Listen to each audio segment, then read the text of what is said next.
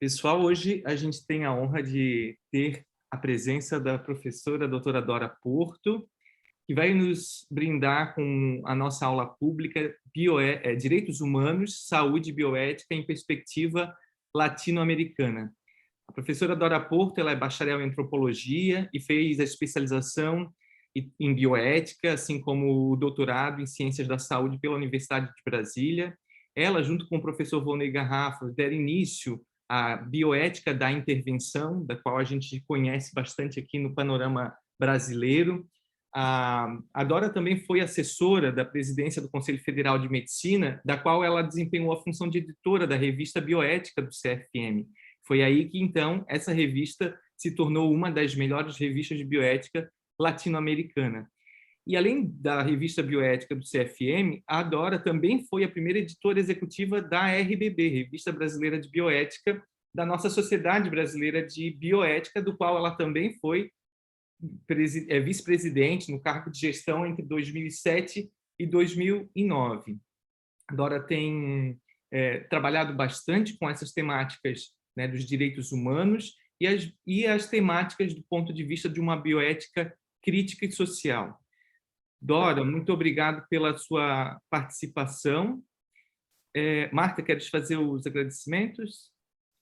Sim, Fernando, obrigada por apresentar a Dora e dizer que é uma satisfação muito grande a gente contar com a contribuição da Dora nesses espaços. Por que eu chamo de nesses espaços? Porque a gente articulou o espaço de uma disciplina regular do curso de mestrado e doutorado em saúde coletiva, que se chama Bioética Crítico-Social, com as atividades de estudos e debates da Sociedade Brasileira de Bioética Regional Santa Catarina e do núcleo de pesquisa que a gente faz parte. Então, é o núcleo de pesquisa em bioética e saúde coletiva. Então, a gente está articuladamente desenvolvendo essa atividade, né, como não só de caráter formativo de um programa curricular de cursos de pós-graduação em saúde coletiva, como também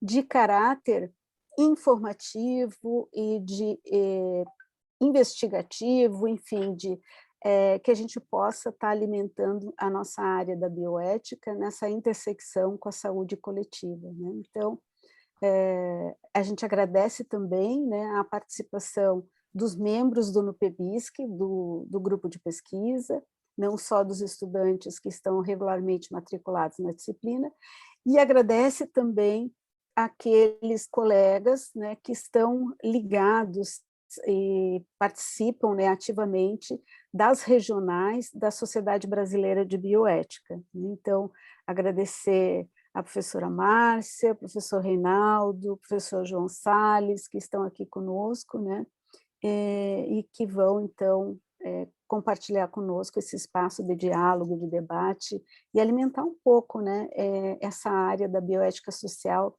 que tem sido pouco lembrada, eu diria, né? Não esquecida, mas é pouco lembrada, né, no âmbito da bioética. E a gente sabe que em tempos de pandemia, a própria situação pandêmica tem nos mostrado da relevância, né, de discutirmos não só sobre a ótica clínica, mas, sobretudo, a ótica social é que nos impõe essa reflexão ética, né, na sociedade brasileira. Então, obrigada. E aí a gente passa a palavra para a Dora, Fernanda, é isso? Pode ser. Também gostaria de agradecer a Luciene, que está aqui presente, e o Fabrício Tapete, que são da Federal do Piauí, que também fazem parte da SBB, onde eu conheci também no Congresso de Bioética, né? E o Rinaldo já foi apresentado, né? A Tânia Cutrim, também da Sociedade Brasileira, que está aí. Dora, agora, então, é contigo. Eita! Bom, pessoal, eu também começo agradecendo, porque falar sobre esse tema e falar para as pessoas que pensam bioética a partir da perspectiva social e da crítica, falar com essas pessoas é muito gratificante. Eu tenho deixado de lado realmente a vida acadêmica, profissional, mas isso não quer dizer que a gente deixe de pensar sobre esses temas, especialmente na realidade em que a gente está vivendo atual no nosso país, que não tem, tanto na pandemia quanto nas questões políticas, não tem como a gente, porque esses universos estão interligados, né? Não tem vacina, por que que não tem vacina? Tem kit prevenção, por que que tem, por que que não tem, o que que é isso, a ciência do bem, a ciência do mal. Não dá para pensar tudo isso, todas esses absurdos surreais que a gente está vivendo sem pensar na bioética, ou a bioética está nisso mesmo. Antes de mais nada, eu queria também dizer que eu não sei mexer aqui o suficiente para saber quem é que está na sala, mas eu queria agradecer a todos que estão na sala, que eu não estou vendo na minha tela. Eu expliquei antes que é a primeira vez que eu faço isso.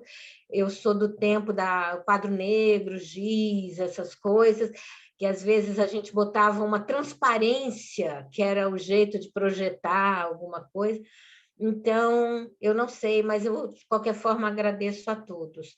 Eu, como não entendo muito a etiqueta dessa comunicação online, eu preferia que a gente deixasse as perguntas para depois, a não ser que seja alguma coisa que a pessoa, de fato, não entendeu, não dá para continuar porque ela não entendeu aquilo que foi colocado. E aí, nesse ponto, eu prefiro que ou o Fernando ou a Marta me avisem que tem isso para eu conseguir responder. Então, tá, vamos lá. Eu vou achar aqui o PowerPoint. Está aqui.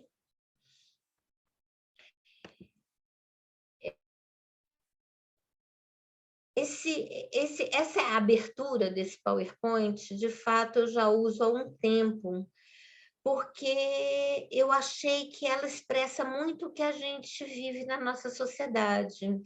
A gente vive em Ora, caixinha. desculpa, só um segundo. Eu acho que você não compartilhou conosco a tela.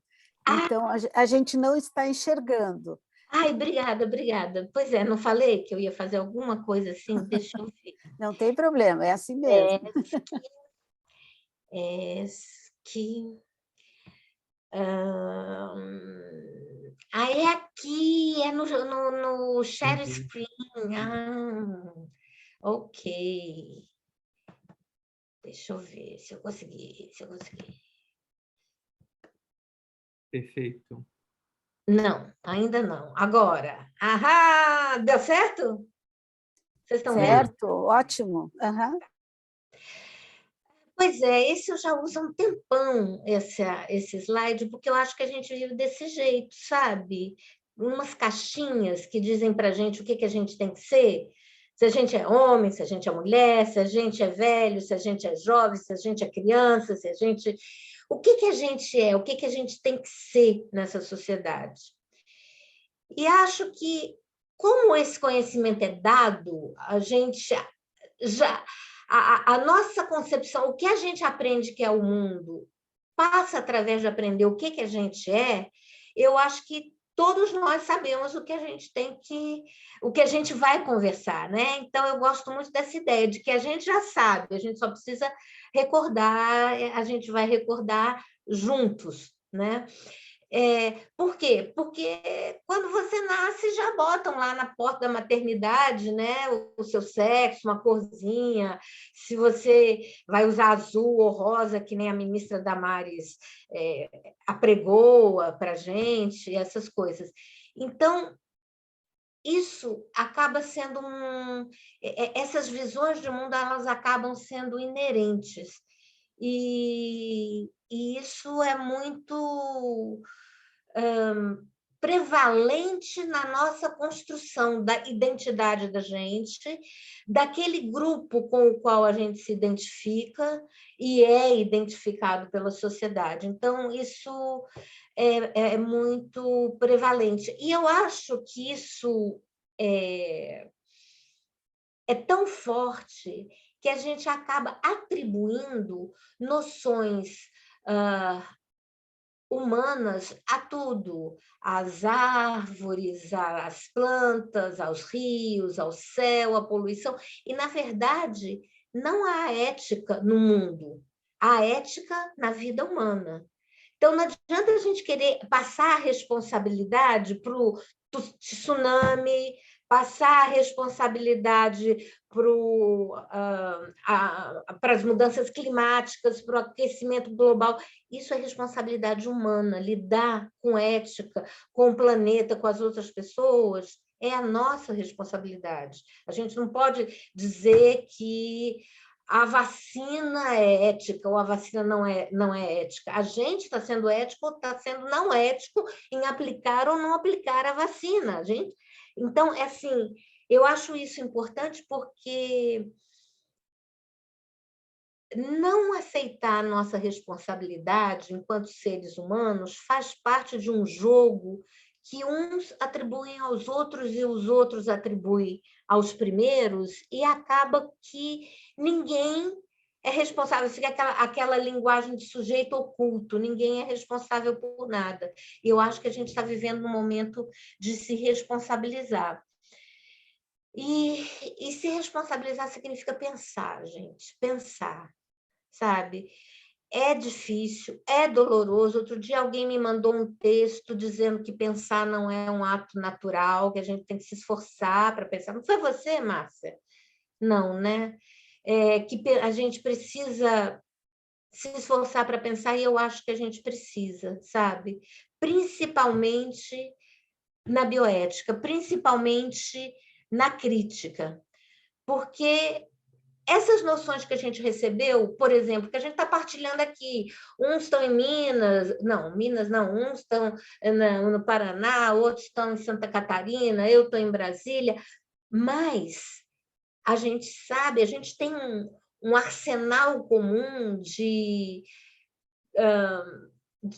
conceitos sobre o mundo, o que é quente, o que é frio, o que é alto, o que é baixo, o que é em cima, o que é embaixo, né? A nossa avaliação sobre o mundo é feita desse conhecimento que a gente foi adquirindo para crescer, para se tornar gente, adquirindo no mundo.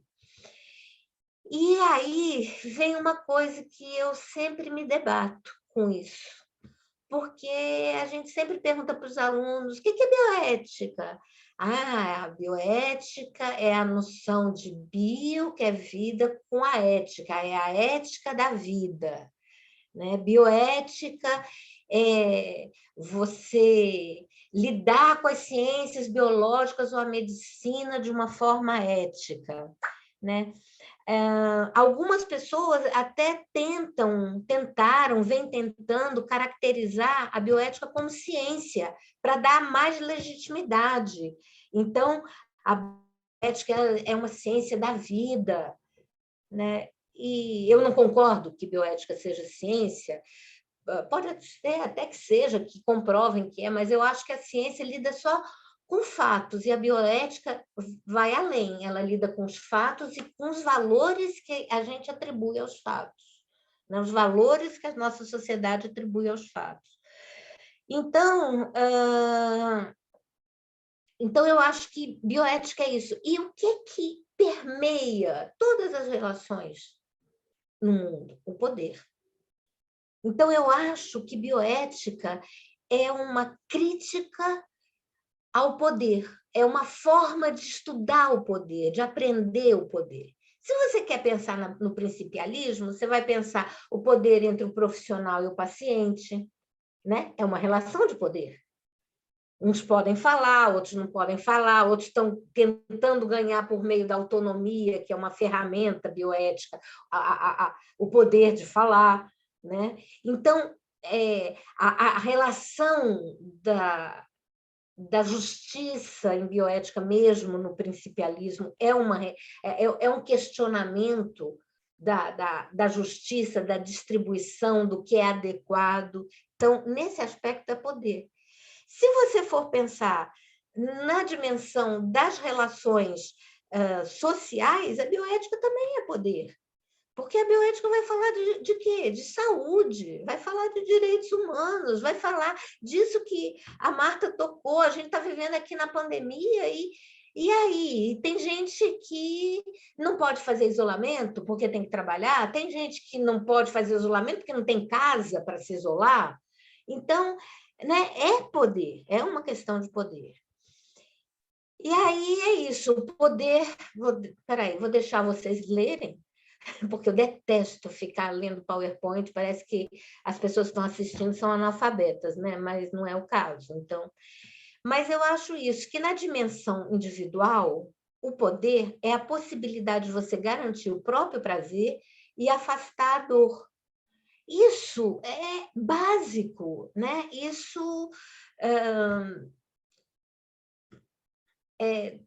acompanha a gente desde a filosofia clássica. Ninguém não precisa ser humano. Os animais, em geral, quando são sencientes, eles querem afastar a dor e querem se aproximar do prazer. Prazer, eu estou com fome, um cachorrinho está com fome, tem um pratinho de comida, ele vai lá, ó, correndo, abanando o rabinho para o pratinho de comida. A gente também. Então, quando você tem a capacidade, o poder de garantir o seu prazer e afastar a dor, você tem poder para comer todo dia, você tem poder para descansar quando você está cansado, você tem poder para desfrutar do lazer se você está cansado, está enfastiado. Isso é um poder pessoal, essa capacidade. Aí, na esfera coletiva, o poder é a capacidade de você poder infligir propiciar o prazer ou infligir a dor nos outros. É isso, né? Desde de ideias psicanalíticas que dizem que a gente tem que aprender a se controlar para poder viver socialmente, até ideias iluministas de pacto social, até ideias totalitárias horrorosas de você poder prender, né, um campo de concentração, Auschwitz, você prender as pessoas, você matar as pessoas de fome, você matar as pessoas de cansaço, você matar as pessoas de frio. A gente também nem precisa ir tão longe, a gente lembra aqui de Barbacena, né, que as pessoas ficaram anos, já que na modernidade não era um momento de guerra, e as pessoas internadas, passando frio, sofrendo tratamentos bárbaros. Então, isso na esfera coletiva. E aí, então, só para contextualizar, o poder se manifesta como força física, você pode conter o outro, pode prender, pode botar no pau de arara, pode amarrar, pode... o poder se manifesta também como força econômica, então você pode depauperar, empobrecer as pessoas, que elas vão ficar sob seu poder. Você também pode exercer um poder diretamente político, você não dá direito de voto, você não dá direito de manifestação, né? Você chama a Lei de Segurança Nacional para qualquer coisa que seja um problema para você.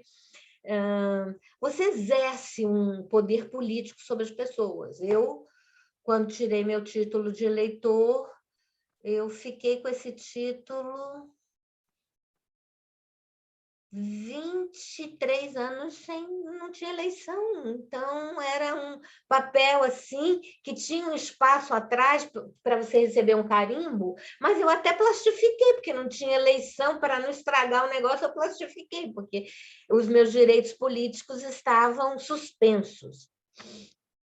E, por último, esse que a gente já falou, por último aqui nessa lista, esse poder que a gente já falou, que é o simbólico e o comportamental, que é esse poder que a gente que a gente ganha ao nascer, mas que, de alguma forma, é o que a gente introjeta desde que nasceu, que é o poder do que a gente acredita, do que a gente acha que é certo, do que a gente tem certeza que são os nossos valores, que a gente não podia transcender, que tem certeza que o céu é azul, né? E o comportamental, que é o que vem disso, o comportamento que é certo para mim, como uma senhora de classe média, idosa, qual é o comportamento certo para mim, o que é que eu posso fazer? Então, esse é o nível que está entranhado em todos os outros e que, ao mesmo tempo, condiciona todos os outros. Deixa eu ver com qual que eu estou.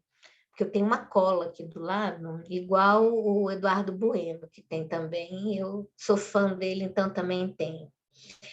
Ah, sim, e o poder supremo das pessoas ou das instituições é a capacidade de distinguir a própria relação de poder pela aniquilação do antagonista. Quer dizer, poder supremo é você mandar para a câmara de gás, poder supremo é você deixar as pessoas morrerem, você dizer que todo mundo tem que sair sem máscara na rua porque é só uma gripezinha, e se você for macho mesmo, você vai lá e vai passar por isso, e você aniquila o seu adversário. Então, eu acho que esse é o poder supremo, você manda para a fogueira da Inquisição, né? Você joga uma bomba e acaba com o seu adversário. Mas isso não quer dizer que poder é ruim, apesar de que poder e podre têm as mesmas letras, né, em ordens diferentes, não quer dizer que o poder é ruim. O poder pode ser emancipatório, né, quando ele se manifesta em igualdade nas oportunidades e condições para alcançar a qualidade de vida.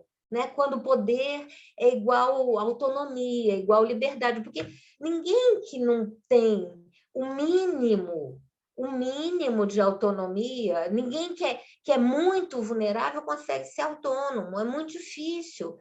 Tanto que é difícil que a gente está vendo todos esses embates que estão tendo nos países mais civilizados, em termos bioéticos ou em termos de ética médica, para o direito a morrer, né, com dignidade.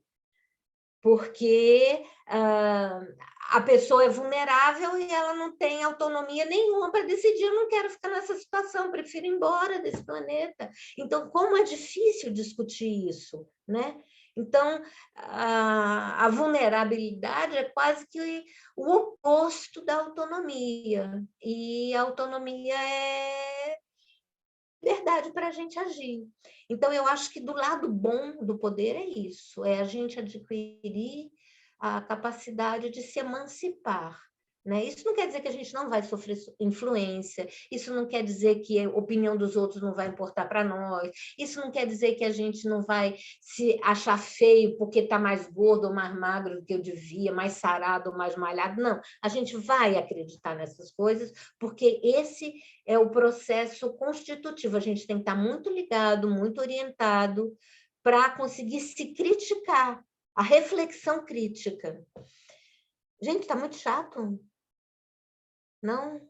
Tá Vocês não ótimo. têm coragem de falar, tá excelente, né? Está excelente. Estamos aqui, assim, atentos. Então tá. Gente, mas o poder também vai ser perverso, né? Quando ele se manifesta desse jeito que a gente estava criticando, em desigualdades nas condições de vida entre as pessoas, na qualidade de vida entre as pessoas, na possibilidade de acesso. Porque, veja, a gente parece que está querendo igualdade. Igualdade seria interessante? Seria. Mas a gente, na verdade, tem que ter muito cuidado para saber que a gente está pedindo equidade. Porque se a gente só pedir igualdade, a gente pode estar aumentando as disparidades. Né? Se uma pessoa que tem 100 e outra pessoa tem 10, e aí a gente fala, vamos dar igualdade, vamos dar 10 para essa que vai ficar com 20, vamos dar 10 para essa que vai ficar com 110. Continuou tudo desigual, não é uma medida certa, a gente tem que lutar pela equidade, né? E pela qualidade de vida, porque, gente, às vezes eu recebia trabalhos que falavam, tal grupo tem má qualidade de vida. Não, eu acho que qualidade de vida já está dizendo, é qualidade de vida. Não tem má qualidade de vida. Você tem qualidade de vida ou você não tem qualidade de vida, né? Porque senão você vai graduar a qualidade de vida, então má qualidade de vida ainda é qualidade de vida, então a pessoa pode ter uma má qualidade de vida, porque afinal é qualidade de vida. Então, eu acho que a gente tem que tomar cuidado, sabe? A palavra tem muito poder. E a gente tem que saber o que a gente está falando, porque às vezes a gente fala coisas muito que dão brecha a distorções muito perversas, né? Então, vamos lá.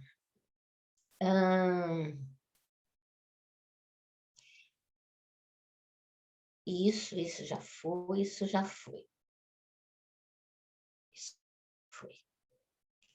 Aí chega numa coisa que eu gosto muito, que para mim é muito cara, que é o fato das desigualdades serem determinadas por interpretações arbitrárias das diferenças de sexo, de idade, de cor, de etnia, de identidade de gênero, escolhas afetivas, condição de saúde. E essa palavra que está aqui para nós, entre parênteses, na verdade, para mim é o mais importante, que a realidade é uma ficção aceita e socialmente partilhada. A realidade não é uma coisa, a realidade, ela existe. Gente, a realidade é aquilo que nós coletivamente acreditamos que é. Por que o céu é azul e não é chambororongo? Ele é azul porque a gente acredita que ele é azul e não chambororongo, que a gente nunca ouviu falar essa palavra, acabei de inventar. Mas a realidade é uma ficção. É uma ficção que você é uma mulher, é uma ficção que você é um homem, é uma ficção que você pode chorar porque é mulher, é uma ficção que você não pode chorar porque você é homem. Sabe? E essas ficções estão sendo atualmente desconstruídas na nossa sociedade, mas elas ainda balizam as nossas escolhas, sabe? Então, eu acho que é importante a gente nunca perder de vista isso. São ficções aceitas e socialmente partilhadas, né? Bom, eu acho que eu já falei um monte. Olha, esse é um exemplo que eu gosto muito de trazer, quer dizer, é um exemplo horrível, mas do que a desigualdade de poder pode trazer, né? A gente sempre pensa normalmente em criança como vida, como alegria, como amor, e em mãe como doação, como cuidado. E nessa foto, para mim, fica claro que o estereótipo de mãe está sendo mantido, mas que a criança sofre. E isso eu acho que é uma realidade cotidiana em muitos países africanos e da América Latina.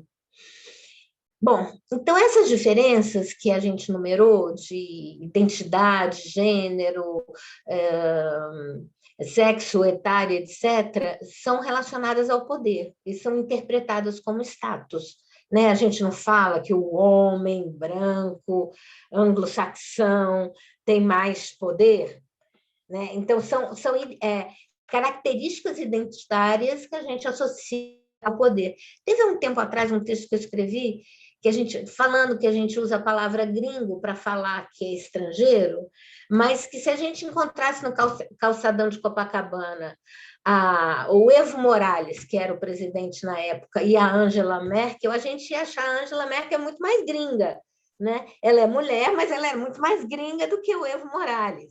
Então, por quê? Porque dentro dessa nossa escala de status, você ser mais branco, você ser do continente europeu, você tem um status diferenciado do que você ser um indígena latino-americano. A gente vai chegar no latino-americano, mas é a terceira provocação que a Marta fez, então a gente está indo chegar lá depois.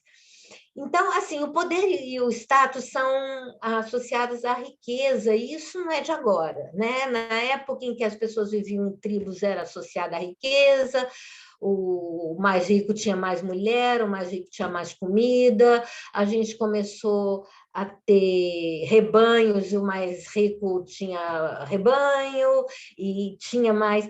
E isso tudo, desde a Idade Média, eu acho que desde a antiguidade, gente, para ser honesta, está ligada à capacidade bélica, né? As guerras que existiam na antiguidade entre os países, pessoas que hoje a gente admira como artistas, que nem o Leonardo da Vinci, na época dele, ele era muito mais procurado por desenhar máquinas de guerra, né? Então, o poder bélico sempre foi muito importante, porque é uma força que te coage fisicamente, pode te coagir politicamente, pode te coagir comportamentalmente, simbolicamente e economicamente. Então, a arma, ela é a força primária do poder.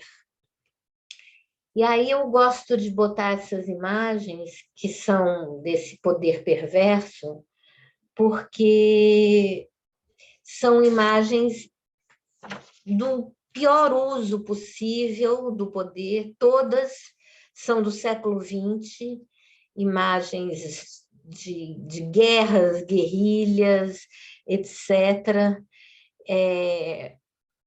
E até uma coisa, que a gente estava falando do poder bélico, até uma coisa que reforça essa ideia, que você vê que aquelas que a gente considera grandes potências são as que têm armas atômicas, né?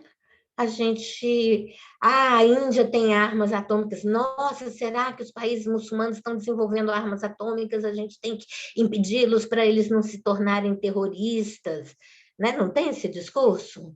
Pois é, e a gente esquece que o primeiro ato terrorista com armas atômicas foi da potência democrática do mundo, foi dos Estados Unidos contra Hiroshima e Nagasaki. A gente não chama esse ato de terrorista, né? Foi um ato para acabar de vez com a guerra no Pacífico, tirar o Japão da guerra. Mas você soltar 2 bombas atômicas sobre populações civis não tem outro nome diferente de terrorismo, né? E durante o século XX, a grande corrida foi essa discussão que marcou a Guerra Fria, que marcou toda a corrida armamentista do século XX. É claro que houveram muitas guerras tribais com a saída dos países colonizadores das suas colônias em África, então surgiram muitas guerras tribais, porque eles tinham sido agregados à força pelos estados soberanos que colonizaram essas áreas, então tribos que eram inimigas, rivais, estados que eram diferentes foram reagrupados no interesse dos europeus, e aí, quando eles foram saindo, eclodiram também um monte de massacres, etc. Mas, assim, tem uma mudança muito grande, e isso toca de leve na questão da pandemia, teve uma mudança muito grande no século XXI, que se voltou que o mundo voltou a pensar na possibilidade das armas químicas. As armas químicas foram usadas muito, muito na Primeira Guerra Mundial. Usavam gás de cloro, gás mostarda, gases asfixiantes em geral, e isso teve muita sequela, muita sequela. E aí, por causa disso, eu acho que foi em 1927, Protocolo de Genebra, que proibiu o uso de armas químicas. Então, na Segunda Guerra já não podia usar armas químicas, então foram as armas atômicas. E agora, os países estão descobrindo que, principalmente os países mais pobres ou os países que não têm bombas atômicas, às vezes alguns até têm, como a Índia, estão descobrindo o poder das armas químicas, do antrax e outros micro-organismos. essa é uma guerra, e essa é uma relação de poder que está ficando forte, tanto que teve toda essa acusação se a China criou o vírus, não criou o vírus, etc., porque as armas biológicas e as armas químicas provavelmente vão dominar, sim, daqui para frente. Aí eu coloco para vocês o seguinte, normalmente, eu queria que vocês ficassem atentos, já que é uma questão de assimilar a crítica, que as nossas desconfianças, assim como ninguém nunca disse que a bomba atômica de Hiroshima, sobre Hiroshima e Nagasaki foi um ato terrorista, vocês ficarem atentos que provavelmente todas as acusações de terrorismo com armas químicas e biológicas vão ser endereçadas aos outros, aos diferentes, aos asiáticos, aos orientais, sabe? Ao Irã, ao Iraque, ao Paquistão, à Índia, à China. Eles são diferentes, e o diferente é o perigo, os diferentes dos ocidentais, do estereótipo do poder, sabe? Então, isso tudo para quê? Para falar que todas essas tecnologias, as armas atômicas, a corrida armamentista, o perdão... Olha só, tem uma propaganda na televisão, num canal... não sei se é o Smithsonian, não sei, que fala do Wernher von Braun, que foi um herói americano que propiciou a corrida para a Lua, etc. Cara, ele trabalhava para os nazistas, sabe? E ele foi levado para os Estados Unidos. Eu não posso mais ficar aqui trabalhando para os nazistas, eles vão perder mesmo a guerra. Foi levado para os Estados Unidos e participou das descobertas. Então, esses lados de mocinho bandido, eles não são assim, eles flutuam nos interesses econômicos, nos interesses de poder e nos interesses do capital, e a gente tem que estar ligado nisso, porque senão a gente não faz crítica nenhuma. E foi nesse contexto de guerra que surgiram os direitos humanos. Por quê? Porque a Segunda Guerra Mundial foi uma guerra... A primeira já foi um pouquinho, mas a autonomia de voo dos aviões na Primeira Guerra era muito pequena. Na Segunda Guerra Mundial, os aviões tinham muita autonomia de voo. Então, o que aconteceu? Você estava na sua casa e a sua casa era bombardeada, sua cidade era dizimada, os civis eram atacados.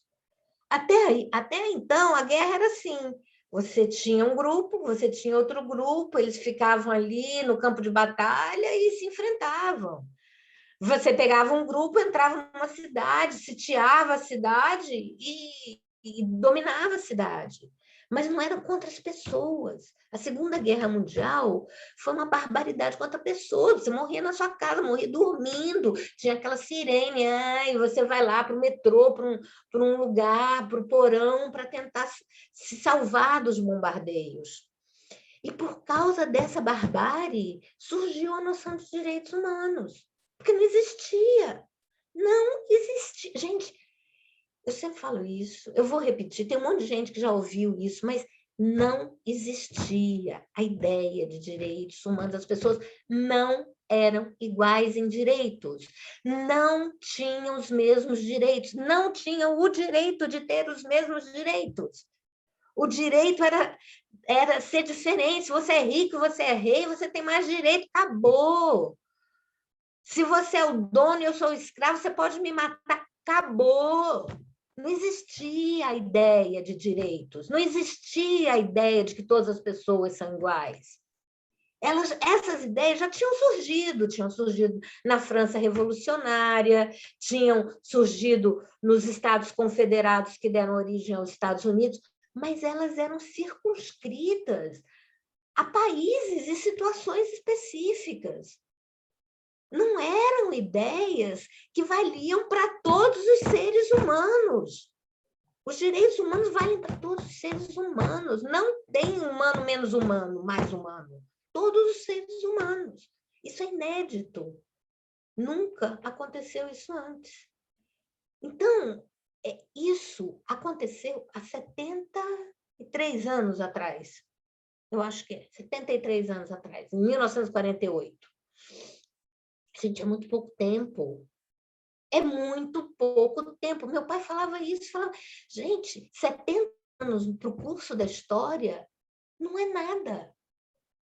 Vocês são mais jovens do que eu, então talvez seus avós ou bisavós tenham nascido num tempo em que não existiam direitos humanos. Meu pai nasceu em 1921, não existia. No interior, no Agreste, lá de Pernambuco, o coronel era o coronel, e quem não era o coronel que calasse a boca. O açougueiro matava o boi, a carne melhor ia para o coronel, o outro ia para o padre, o outro ia para a elite, e você mesmo tendo dinheiro, se quisesse comprar, você comprava a carne que sobrou, de segunda, de terceira, bucho, porque a desigualdade era a norma. Ninguém achava estranho, não. Vocês lembram que tem um monte de frases assim, em briga de marido e mulher, ninguém mete a colher, a mulher podia apanhar.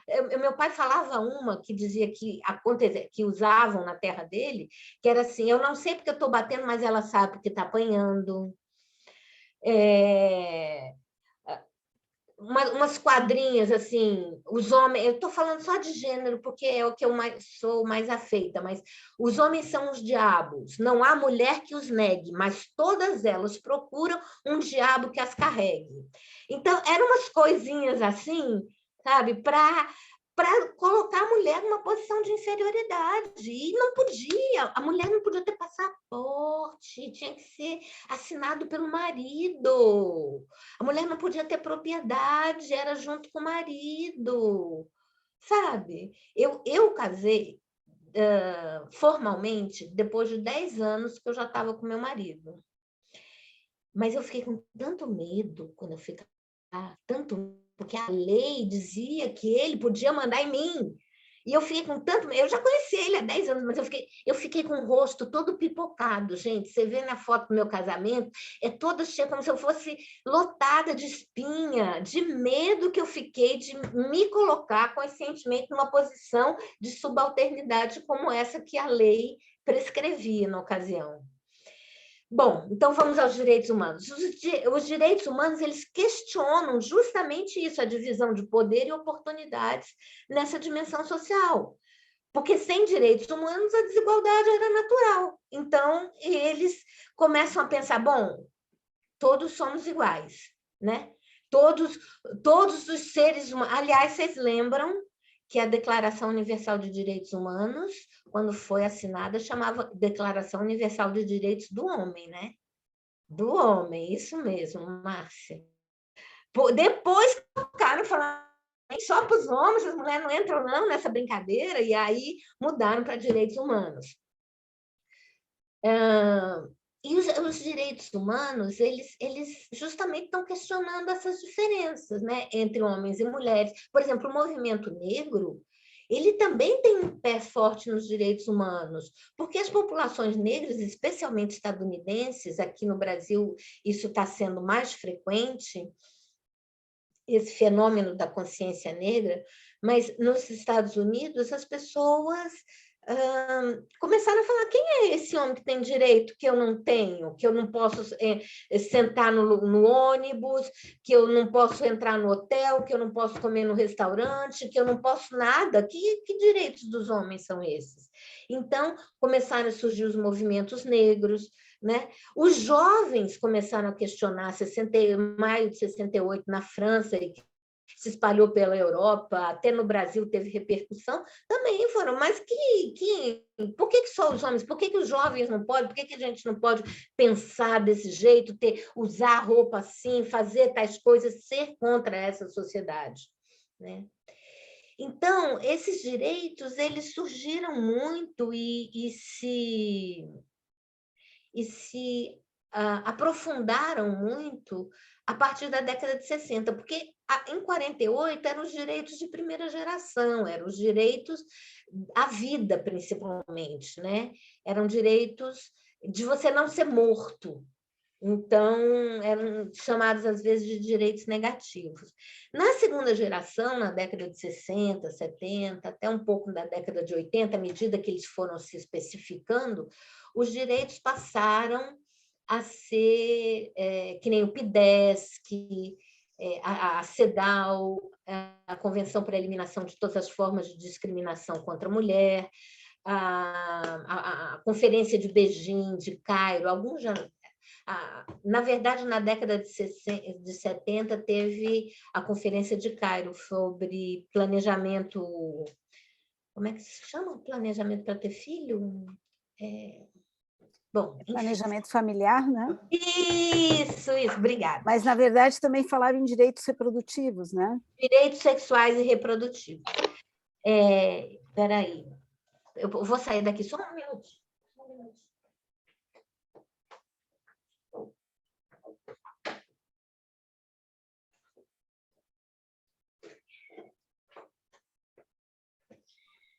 Eu sou da época do Xerox, gente, mas aqui o nome certinho é Conferência Internacional sobre População e Desenvolvimento, que é o relatório de Cairo, que fala sobre direitos, população e desenvolvimento, que fala sobre direitos sexuais e reprodutivos.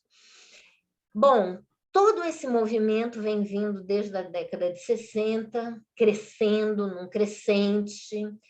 As pessoas estão ganhando consciência das vulnerabilidades sociais que lhes são atribuídas pela negação de seu poder ou de seu status em função da forma arbitrária como a sociedade concede ou não concede status para elas. Então, isso chega na ideia... E eu queria contar que esses dias eu recebi um texto de uma amiga que me pediu para palpitar, e ela começava assim: os direitos das mulheres e LGBTQAIP+, estão sendo cada vez mais desrespeitados. E eu falei para ela, eu não consigo nem passar da primeira frase, porque eu não concordo que estão sendo cada vez mais desrespeitados. Eu acho que continuam sendo tão desrespeitados quanto antes, só que essas populações estão começando a ter consciência de que isso é desrespeito e estão lutando para que elas sejam finalmente respeitadas. Porque eles não estão sendo mais desrespeitados. Gente, antigamente, você não podia assumir sua homossexualidade.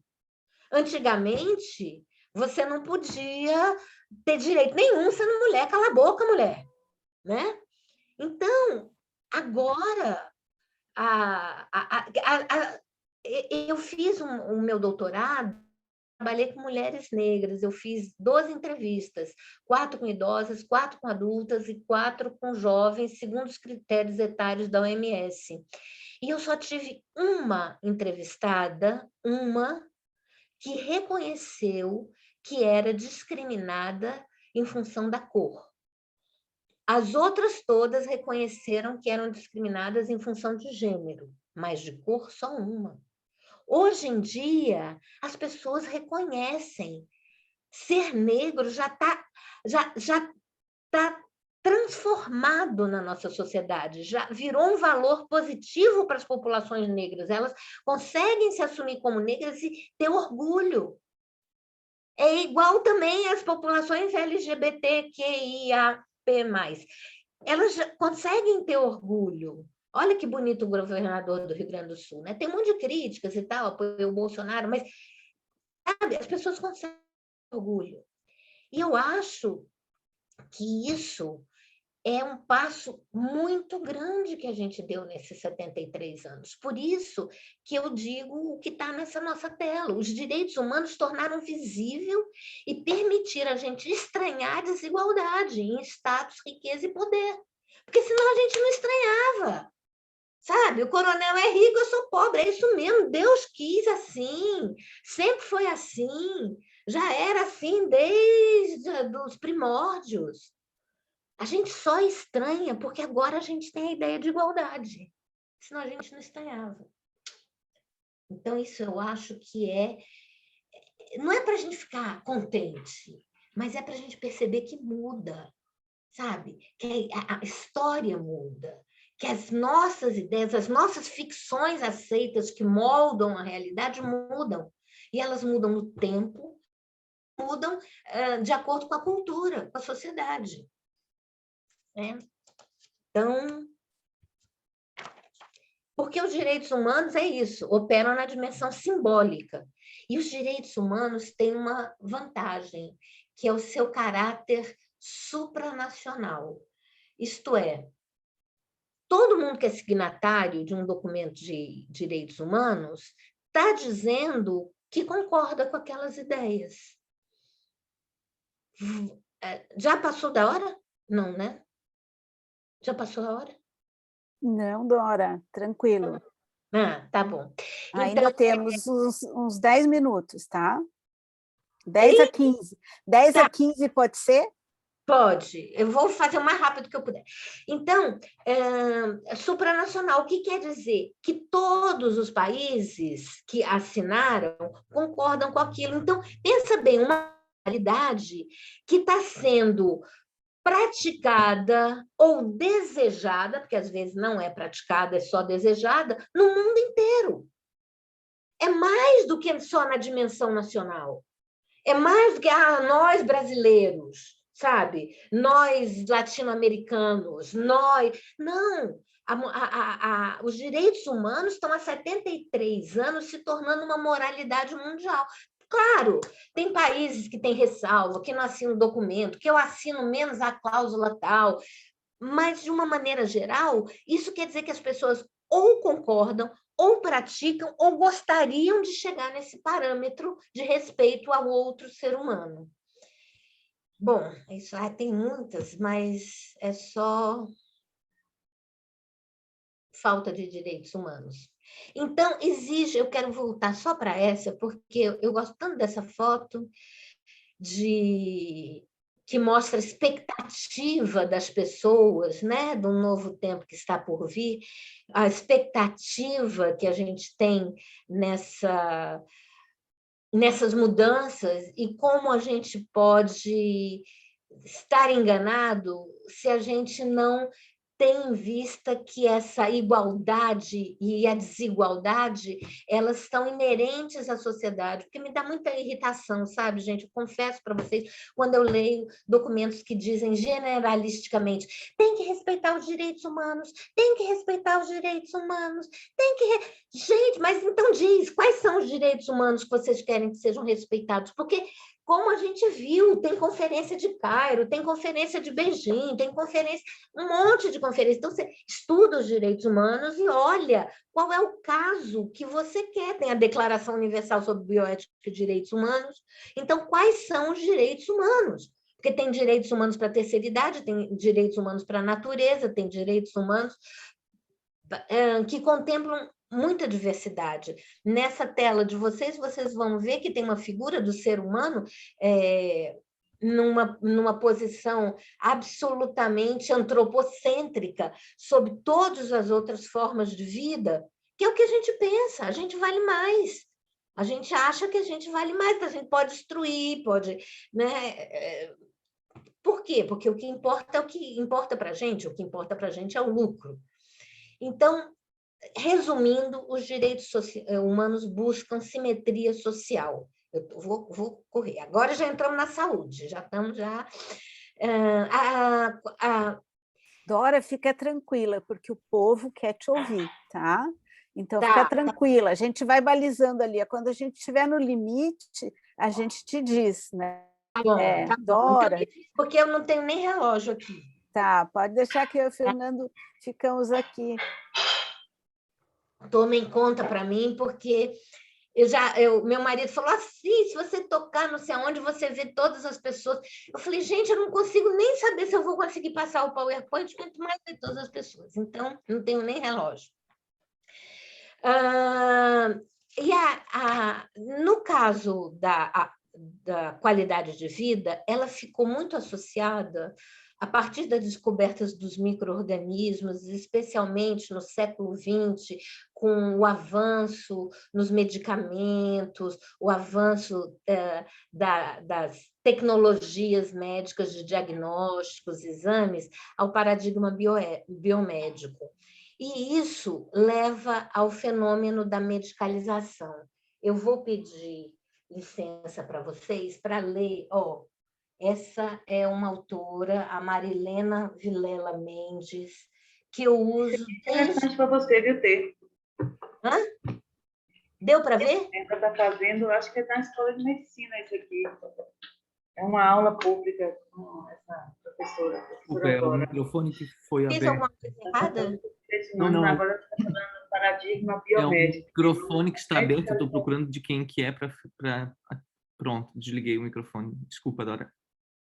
Ah, tá, eu não entendi. Mas tá tudo certo, né? Tudo certo. Dá para vocês verem esse livro? Não, Da Marilena Vilela Correia. coloca Ela na frente da tua camiseta que dá para ver. Bota na frente da tua blusa, isso. Daí assim a gente consegue ver, mas pequeno ainda. Dá para ver? Tá tão pequenininho. Estou chegando perto. Ai, não dá, tá fora de foco. Enfim. Ela diz o seguinte: pensar a medicalização implica, além do consumo de serviços e de cuidados médicos, em considerar a interferência do discurso e da prática médicos, bem como de disciplinas medicamente coordenadas, como a psicologia e a biologia, na construção do sentido e da significação da própria ideia de vida e de processos vitais, do corpo, saúde, doença, morte, prazer e sofrimento, que estão ligados e determinam aqueles outros aspectos da medicalização. Eu acho essa definição dela fantástica e uso há mais de 20 anos, porque eu acho que ela explica muito bem que o fenômeno da medicalização não é algo que ocorre na esfera médica, ocorre na nossa sociedade. De alguns, sei lá, agora já faz tempo, já faz mais de 20 anos, mas desde que começou a surgir o self-service, você está na fila, antigamente quando as pessoas podiam falar na fila, não deviam, mas podiam, você ouvia as pessoas dizendo assim: eu não vou pegar batata porque eu já peguei carboidrato, mas eu preciso de um pouco de proteína. Na verdade, eu vou pegar esse brócolis porque tem muita fibra, fibra é ótimo para... O que isso quer dizer? Que as pessoas não estão mais comendo pelo prazer. Elas estão comendo pelo que aquilo é. É uma invasão do fenômeno médico, da vida médica, das categorias médicas de saúde na vida cotidiana. E isso acontece com tudo, na estética, né? Tem um monte de gente que faz procedimento estético, mas não, porque eu preciso ser, para minha autoestima, eu preciso ser saudável para minha autoestima, então eu vou fazer uma plástica para eu ser saudável, porque não é para eu ser bonita, porque é para eu ser saudável para minha autoestima. As razões médicas, elas interferem e determinam um monte de fenômenos.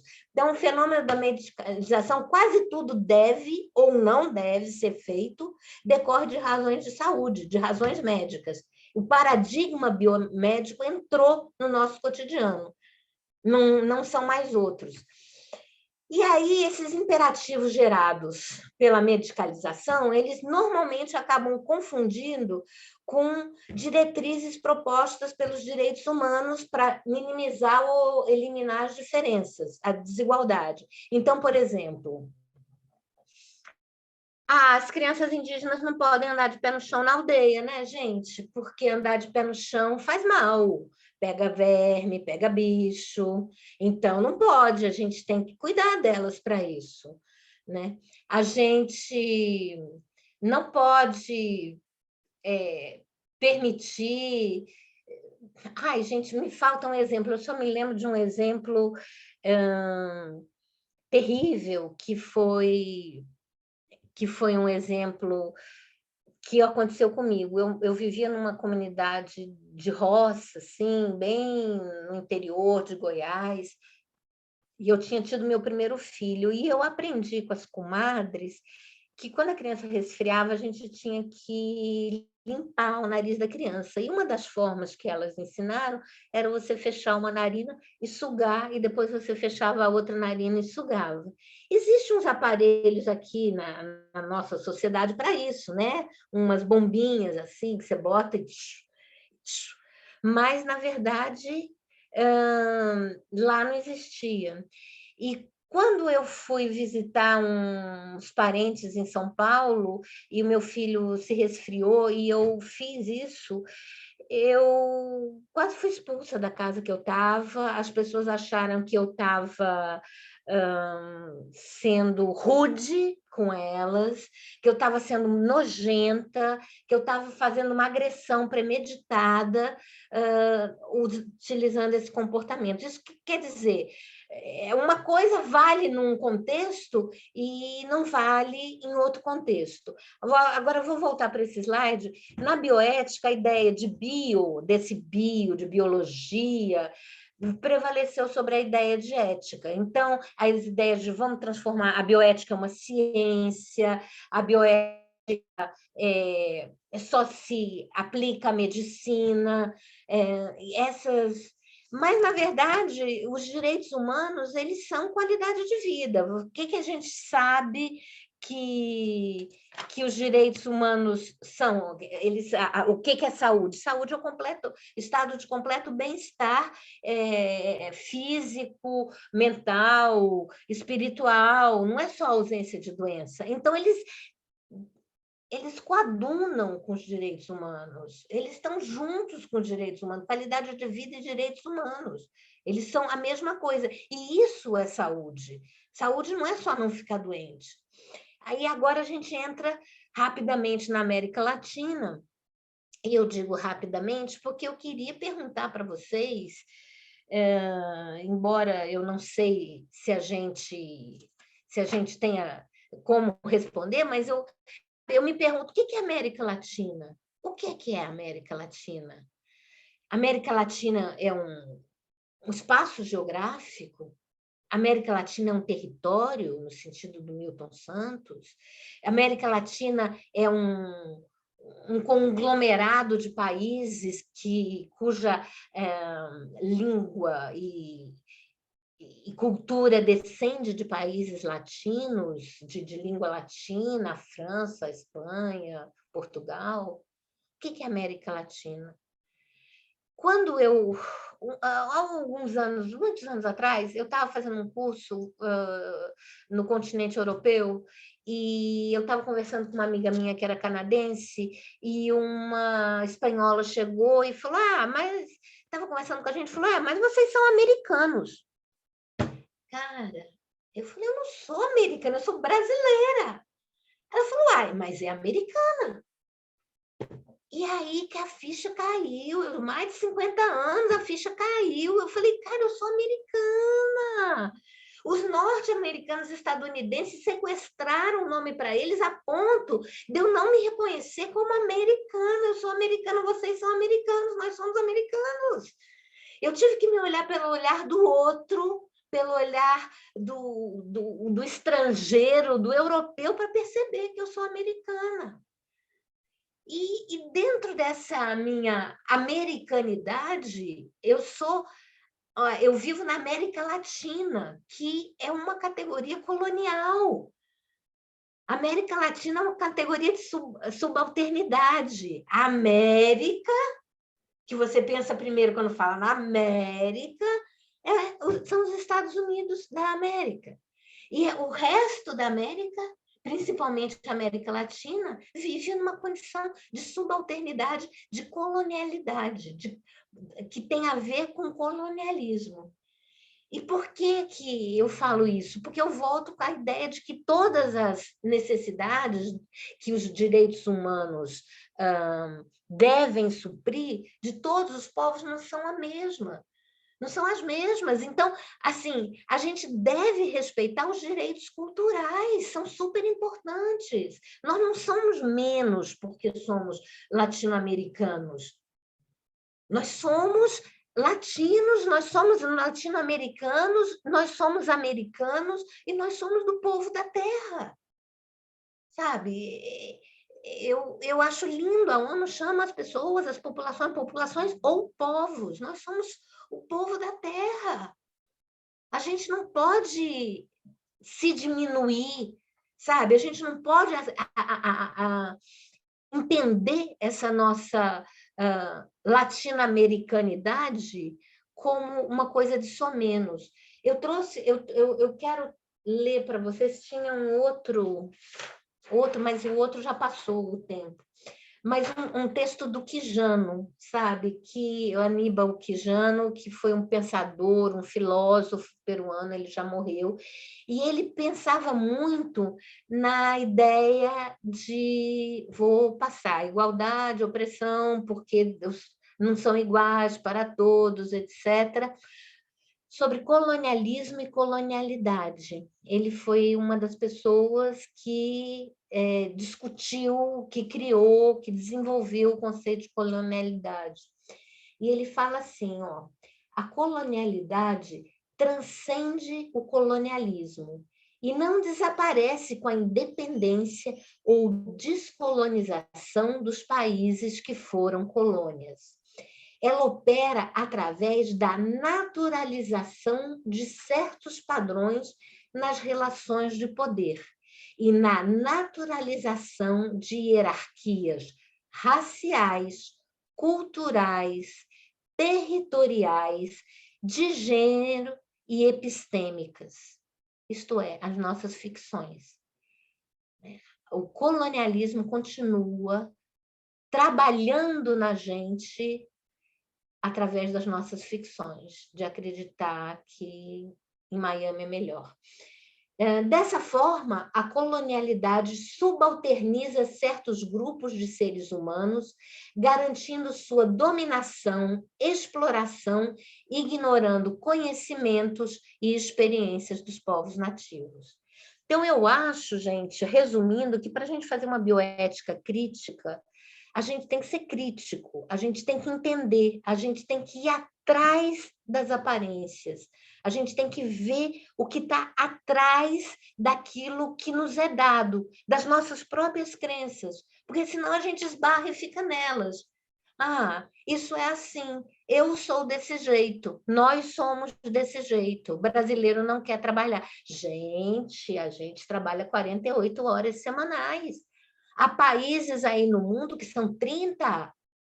Pensa por ano quanto a gente trabalha mais. Hã? A gente trabalha muito, a gente não é um povo indolente. E a gente acredita que é. A gente acredita que a gente merece menos. E a gente não pode mais acreditar nessa ficção. Então, eu acho, já estou terminando, que um desafio para a bioética social é atender às diferenças sem reproduzir as desigualdades. Então, quais as diferenças dos quilombolas? O que eles precisam para serem, de fato, terem seus direitos humanos de fato respeitados? E as dos indígenas? Né? Vamos dizer sim ao marco temporal, a partir de uma questão que surgiu aí no estado de vocês, sabe? Vocês só têm direito da terra que vocês tinham em 1988. Aquela desde 1500, você não tem direito mais nenhum. Então, a gente tem que entender as especificidades e a gente tem que atender às necessidades, às diferenças, sem reproduzir as desigualdades. Para a bioética, já que essa é uma disciplina nova, eu sugiro fortalecer cada vez mais a transdisciplinaridade, sabe? Senão, a bioética vai cair na mão só da área médica, não só dos médicos, mas da área médica. A bioética não vai se para as áreas como a desse curso de saúde coletiva, como é que se chama o curso? Naturalismo? Não. Naturologia? Hã? Naturologia? Não, Não? o curso que você estudou. Naturopatia. Isso. É? Isso. Um curso como naturopatia. A bioética tem que ir para um curso desse, tem que ir para a filosofia, a bioética tem que ir para o direito, a bioética tem que ir para as ciências sociais, porque a bioética tem que ser um campo onde várias forças, vários conhecimentos se interligam para criar um conhecimento mais sólido, maior para toda a sociedade.